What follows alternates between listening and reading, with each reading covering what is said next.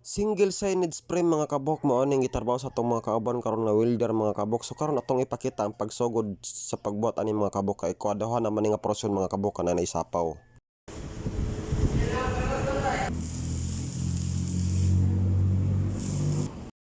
Og mao ning permerong pagsugod sa pagbuhat sa ato ang single signage frame mga kabok no.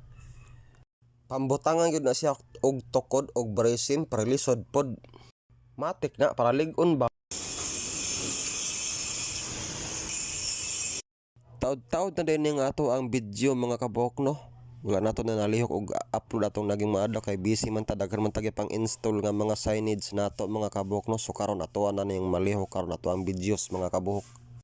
Og diri na lang tama ato ang videos mga kabok no. Palihog na lang ko og follow sa atong page no, Borski Vlog og like og share sa atong videos mga kabok. Daghang salamat sa paglantaw. Bye bye.